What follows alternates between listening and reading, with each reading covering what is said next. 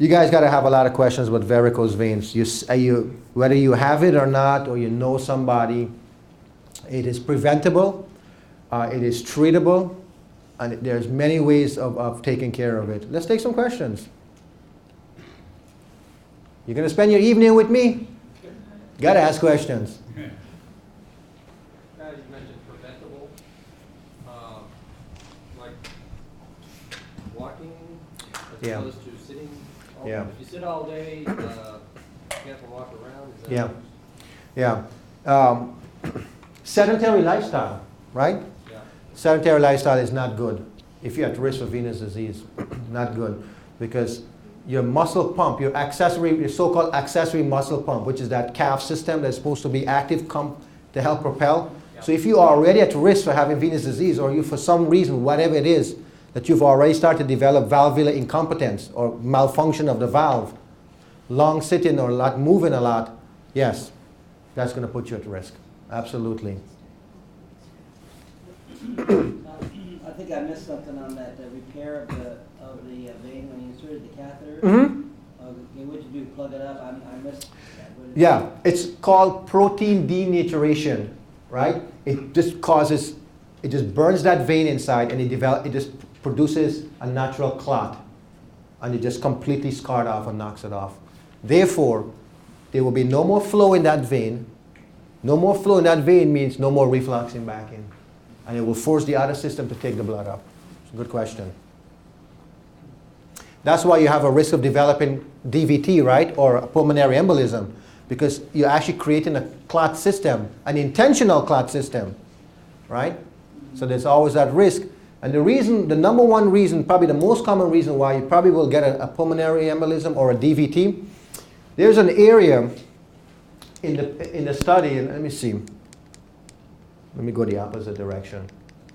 I'll find that slide for you. Oh, it doesn't go the opposite direction. Let's go to this one here. There's a junction right here where that great saphenous vein comes up and joins the mother pipe. The required is what? My staff. What's the distance? 2 centimeters. That tip of that catheter must be 2 centimeters away from that mother pipe. It's a very important part of the procedure and the workup. That surgeon or whoever is doing your procedure must, on the ultrasound, be able to visualize that angle, that view, and see the mother pipe and see this great saphenous vein coming into that junction. That tip of that catheter must be 2 centimeters. And that's pretty much what the data and the companies that they have published. If you're within that 2 centimeters, you have a very, very low risk of creating a clot that will go up. If you just shove that catheter up there and go, yeah, you know what, kind of look like 2 centimeters, I'm not able to see it well, but you know, looks okay, I think it'll be fine. She's doing the procedure, you got to pay attention. What do you mean? Kind of. Sure you're not seeing that junction, doc? Because the closer you are to that junction, because it's dangerous. You know why it's dangerous? Because that heat can actually cause thermal damage to the mother pipe. Well, remember, the mother pipe is the major drainage pipe of the leg. Yeah, can have a lot of problem, but it increases your risk of DVT.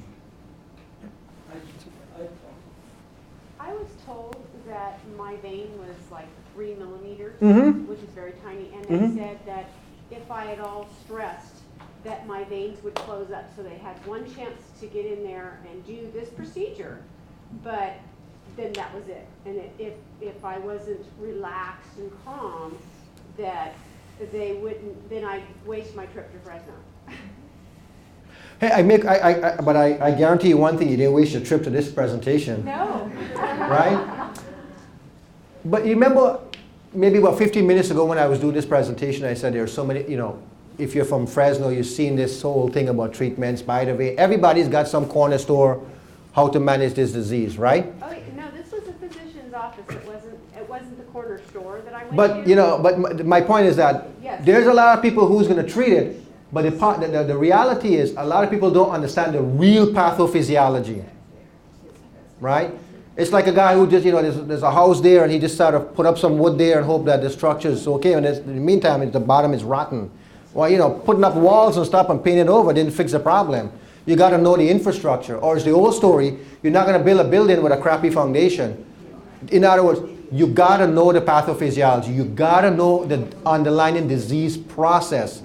So that's why I said, if you're injecting varicose veins or treating the 3 millimeter vein, but you're not doing a venous reflux study of the great saphenous and small saphenous, you're really not doing any good for the patient. And the odds are, you're going to walk away today, and if you go see somebody and they're just telling you something like that, you're going to be like, you know what, that's not what I was told. And you want me to prove it? Just go online, type in venous insufficiency. And it's like Dr. Latif stuck in the iPod on replay. Because you're going to see the same exact thing that we talk about consistently.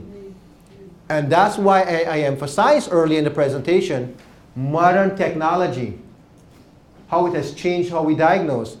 Well, some people changes are hard and they're not going to learn and they're not going to know it.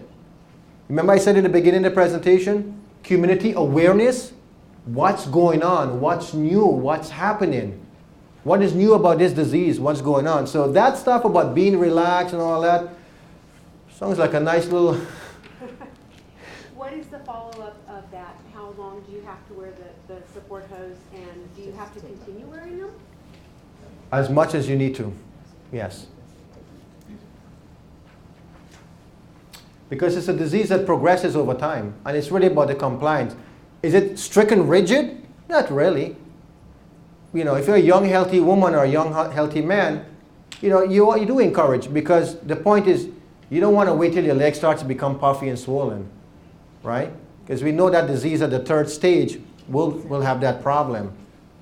So now, when you see these patients, what if, let's say it's not greater than 0.5 centimeters per second, right? Let's say it's less than 0.5 centimeters per second, because 0.5 centimeters per second says, well, you're not a candidate for the vein procedure. You're not a surgical candidate, right? That's what it means. That means you're in the medical management. Wear your stockings. But a more important part is, what afterwards? Doc, I need to see you in 6 months. Why? Because it's a disease that is insidious. It's slow. Maybe in 6 months, it changes. Well, if in 6 months it doesn't change significantly, well, I'll see you back in a year. Which is true, because many of my patients come back 6 months or 9 months later or a year later, or my 2nd year now, we see patients coming back and they're positive. Right? So yes, it's not more of, do this, try this, and then, if it doesn't get better, well, I'm sorry, you're too stressed out, you're not helping yourself. No, it has nothing to do with that. Everybody got stress in their life. That doesn't mean you're going to get bad varicose veins. It just means that your venous system is not functioning the way it ought to function. So it's a natural, even if you do the ablation procedure, we still follow up, because I always call it 4 legs. All my patients have 4 legs. Up here, down here, up here, and down here for the right and left. So we have to follow those systems. I just want to finish the question off on, what you actually do the procedure. So once you do that procedure, you're going to divert the blood over to another vein to allow it to go up. So therefore, we only really get 1 shot per leg. I mean, one procedure per leg. I mean, is there more veins that we can... No. The good Lord only gave us 2 to monkey around with. The great saphenous and the small saphenous. There are some communicating branches that we treat, those perforators, those ones. We go after those in a lot of our patients with chronic ulcers. We've done everything else. We've found the malfunctioning system. We have ablated it. Why does this patient keep having a persistent ulcer in the leg? Then we go after those perforators, those cross branch. We actually have catheters that can actually go into that cross branch and knock it off, right? But in terms of, in general, there's only those 2 vein systems outside of the perforators. You got a question? My veins wiggle and waggle around, but I'm very active and I do a lot of things. I ride a bike, I do lots of exercise, I mow my lawn. I'm always busy, I don't sit on a couch, so how come they do that anyway? Good answer, good question. You want my answer? Yes. If you weren't doing what you were doing, it would have been a lot worse. Such a simple question and answer, right? Honestly. What's the prognosis?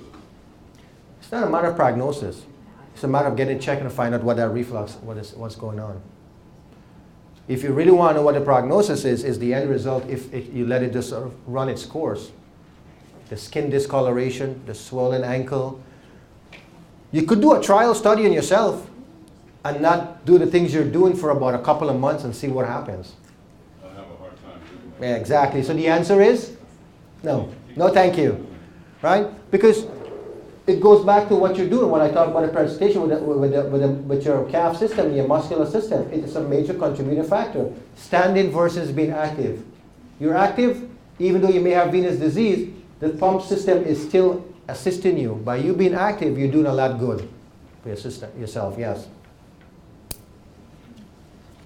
Are there medications that can cause these conditions? Is there anyone? Medications. No, not really. Not that I'm aware of. Medications really is not related to this. This is just strictly valve system just not working in the venous system. And you know, if you want to talk about risk factors, and I mentioned everything else, and I'll throw one more in. It's called the roll of Vegas, the dice of Vegas. Well, it just happened to fall on you. The 6 landed on you, and you end up developing venous insufficiency. So it's really, there's really no medications in terms of that will cause valvular incompetence. Did you have a question? Is this related in any way to the restless legs? No. Is there anything else that can be used other than the stockings? By the way, she's my patient. Not really. Who knows what technology would bring us in the next decade? Who knows what they're making in the back of the lab there somewhere. But right now, stockings. And you know, if you look at today's stockings, and you look at stockings 10 years ago and stockings 20 years ago, yeah, it's a big difference. So even the fabrics. But in terms of the tightness and the pressure gradient and everything else, that's as best as we're going to have for our patients to wear to give you that extra support. And you know, think about the word support stockings. Forget the word stockings. The key word in this is support. The support that you need as a patient, or any patient that needs for that swelling, to get that blood up and going. You don't want that blood sitting in that ankle. Just not good for you. Once those varicose veins appear, let's say in the ankle area or the foot area, is there any way that they'll ever go away? They're all part of us. All of us have that. That is not something that just pops out of the blue. All of us in this room have that system, those veins. It only becomes a problem when you start to develop venous insufficiency and they become more prominent, right? Because remember, all these little branches have to drain into another branch, that drains into another branch, that drains into another branch, that drains into the main pipe. So when the main pipe is not working well, guess what? It backs up. And now those things become obvious, right? Those varicose veins. So if you go start ripping people's vein out and start doing phlebectomy and all these fancy stuff, and you're not checking the main system, you're not doing any good for the patient. And by the way, of great historical importance now in the surgical literature, vein stripping doesn't even exist. If you find a guy, he says he wants to strip your vein, run. It doesn't happen anymore. You don't do it. You know, they make 2 or 3 incisions, they put a rod in and tight, and then they do the good old Euripides. Don't take the offer up, even if it's for a free candy. Don't take it up. I had my veins stripped in the 60s. I had them injected in the 80s, and they're back, and I just wear stockings. Yeah. Is that my answer? Well, what if you have venous insufficiency of the small saphenous? Yeah, they may have stripped your great saphenous, but has anybody looked at your small saphenous? It's a very common vein that most physicians who treat varicose veins don't look at. The real guys who treat venous disease know about the small saphenous. A lot of people who do venous disease, everything good. We treat the venous system. Everything is wonderful. But doc, why do I keep having leg edema? Why I still have? I don't know. I took care of it because they didn't look at the small saphenous. So what if the odds are you have problem with your small saphenous vein? We know your great saphenous has been ripped out. So we know that's not there. So what is your right leg or not? What about that? So chances are. Well, if the grate is stripped out, is it replaced with anything? Not really. The body has little ways of developing little collateral venous system that sort of try to get around and do stuff, but they really don't do much. There are a few patients in the population that actually develop or actually has something called accessory saphenous vein. And what is this? It's another branch, and it comes up to a little bit more superficial, and you can track it underneath it. And if you watch it, you'll see it come up in, and then boop, drops right in. And so that's part of the physician who's doing the ultrasound. He or she needs to not only look at the great saphenous, be very vigilant to make sure there's no additional accessory. Because you're going to have patients in your population who have some sort of anomaly, something extra or something kind of going around. But unlike arterial system, very rarely you will see some sort of other branch kind of coming around and doing that. You have another question, I think? I'll continue. If you break your leg down near your ankle, does that affect any of these veins? There's no way how to prove it, but the reality is we see a lot of patients with ankle injury. Like if they break their ankle and they end up with like an ORIF or something like that, they put a rod, a pin, maybe 10 years, 5, 8, 9 years later. Maybe they were already at risk, perhaps. And this sort of just accelerated the process. But we notice patients with knee replacement and ankle problems, for some reason, those patients also seem to present with venous insufficiency. Yeah. You had answered it already. Come on, shoot more questions. Yes, you do go back to a better quality of lifestyle. If your leg is not swollen, trust me, you'll know the difference. I'll get to you one second. I'm just wondering, a patient with the blood thinning medication or so like that, is it an advantage or disadvantage when having this disease? Advantage and disadvantage meaning what? In terms of preventing it or going for the procedure? Maybe, I don't know. Just having the blood thinning medication, would that? No. Because your blood might be thin, but it doesn't change how the valves are behaving. It has no bearing on the valves. Because remember, venous insufficiency is an issue with valvular problem. You know, the valves are nice and healthy, and somehow it starts to act weird and it's not behaving properly, and it's causing reflux. So yes, your blood might be thin, but it doesn't change the behavior of the valve. But does it make it worse? No. It may give you a nice bruise when you bump into the wall or somebody hits you, but no. Or the swelling doesn't make No. it's not worse with blood thinners and have valve problems. Go ahead. What part of the vein is removed for bypass surgery? Is there some follow-up effect? What part of the vein they remove? It depends on how much bypass you need. Are you going for a single bypass, or double bypass, triple bypass, quadruple bypass? Because then, not only are they going to take from here to here, depends on how it looks. Because usually, most of the time, as the veins comes up from the ankle to the knee, they usually don't have this nice straight pattern. They usually have this little crooked branches, all of that, and they're much more smaller. But as it crosses the knee and it comes up from the here to here, it tends to have a much more uniform and straight and less branches and tortuosity. So the heart surgeons always want to start from here to here. Very rare, they'll probably cheat a little bit and cut down a little bit up to here, and then they'll go to the other side and take as much as they need. Right? So, but if you have a vein strip from past before, then they'll probably take your radial artery, they'll take your internal mammary, and if it's really extreme, they'll get a general surgeon to open up the abdomen. They'll take like an artery called the gastroduodenal artery or the gastroepiploic artery because they're long, and they can use that. But they usually do. And then you have an extreme patient where they have very beautiful, nice, beautiful vein, and the heart surgeon starts to salivate, and he goes, yep, split you from here to here. But make sure you ask your heart surgeon, do you do endoscopic vein harvesting? So they make these little incisions in the skin and they go in with a camera and they can actually harvest the vein that way. Yeah? How's that blood get back up after they take that vein out? There's three main systems, right? Because there's the small saphenous vein system, there's the great saphenous vein system, and there is this system here, the mother pipe. And they're all interconnected. So one guy removed, the other guy picks up the slack. If you ablate that refluxing system, the other system picks up.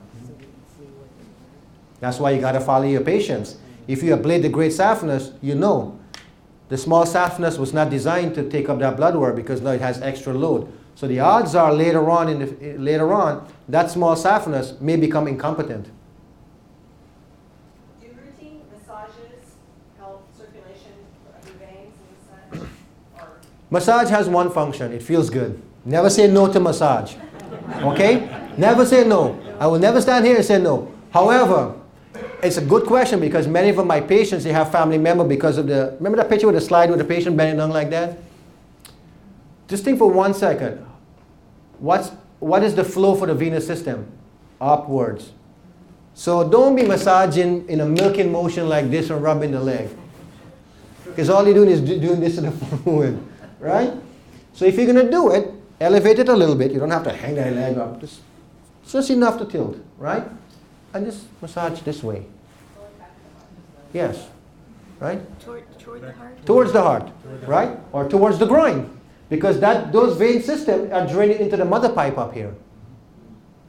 So you try to milk all that fluid to get into the major pipe so it can go its merry way. Yes, I was just wondering if you can give us the idea of the property of the vein.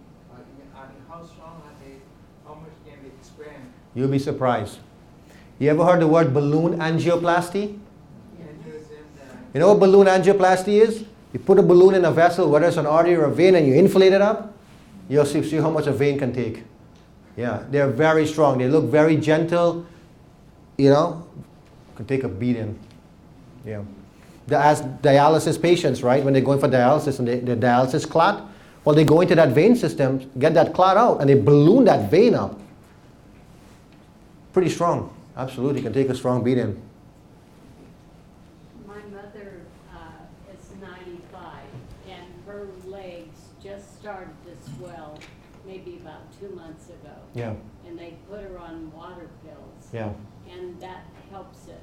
Yes. And she's not strong enough to put the stockings on, but Yes. in the hospital, it worked, great. Yes. But if you get the stockings on, can you just leave them on and take a shower with them on? No. Stop.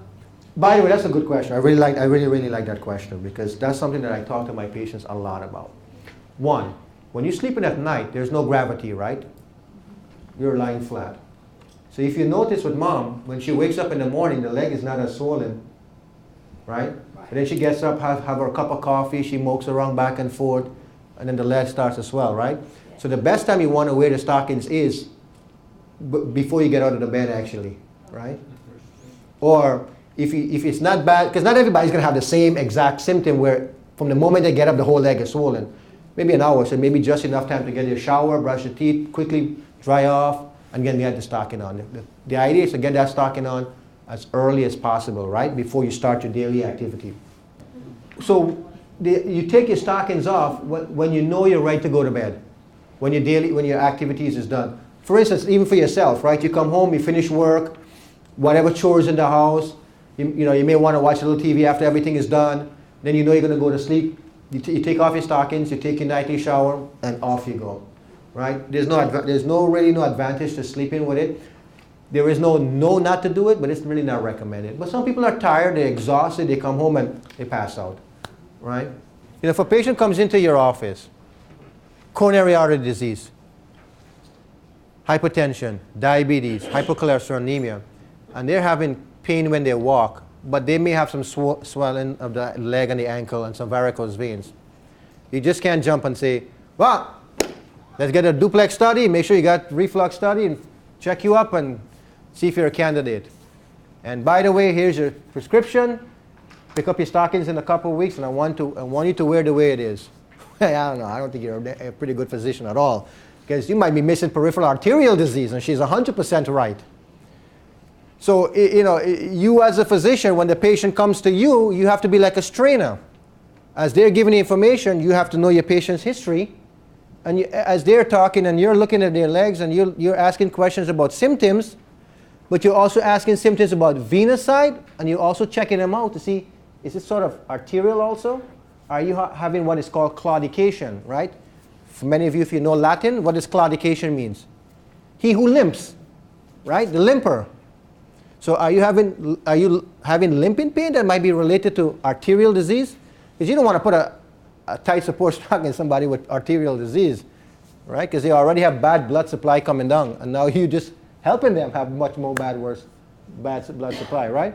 So it is the physician's responsibility to know their patient's history and make sure that you don't make that mistake, and she's 100% right. Well, if you have phlebitis. Yes. They put you on an antibiotic and put you in, wrap it up. It gets all well. You say, well, and they say, well, it wasn't deep vein, so there's no problem. Is there any concern? Phlebitis and deep vein thrombosis are two different diagnoses. Phlebitis relates to the superficial system. A phlebitis means an inflammatory process of the superficial vein, or you have a thrombus in one of those varicose veins, right? And it's not an infection. So there's no reason to treat it with antibiotics. Always remember, if you're giving somebody antibiotics, what are you treating? Antibiotics are meant to treat infection. Even if a person has an infection, you give antibiotics. What are you treating? What bacterial infection? There's 10,000 million bacteria. So is that antibiotics you're giving appropriate for that, right? If you have urinary tract infection, we know that certain bugs cause urinary tract infection. We're not going to give them the antibiotics that we treat for a wound infection, because the bacteria that infects a wound is completely different than the bacteria that infects the urinary tract system. So anyone who's prescribing antibiotics for a phlebitis, I question that. Bright red, feverish. Fever is a different story. You don't get really fever from, it depends on your fever. Are you having 100 degree, 100.1? The leg is red and hot. Usually it's probably the inflammatory process from whatever is going on. And usually cold packs and anti-inflammatory would subdue. And usually within 48 hours, that redness will sort of subside. But I'm not talking about like redness. You're not going to get rid of that until you get that patient in support stockings or Uniboot or start addressing that problem to get that fluid out of the leg. You got to get that fluid mobilizing, because now all that fluid is creating a really bad inflammatory process and is detrimental to the skin. Yes, and it's not. And many patients get admitted every year for that diagnosis, cellulitis of the leg. Yeah. Is anybody else in the back? Anybody else have any questions? We'll take one more and that's it. This what? Hot water? No. No, not really. I wouldn't, you have to be careful, because you may say yes to one patient, but what if there are patients who are diabetic with diabetic neuropathy and don't have enough sensation in that leg, and you tell them to put hot water in their leg? They're not going to feel if it's hot. And yes, I've seen it. Patients who put a certain temperature water on their skin, and they end up with a big blister. And then you keep questioning them because the story doesn't add up. And you go, do you put anything in your leg? Yeah, I usually take a hot water shower. I put a hot water in the tub and I soak my leg in. So no, there's no study or anything that's proven that you put cold water or warm water that will do it. No, not that I'm aware of. Thank you very, very much. You guys were awesome. You guys did a great job. Yeah.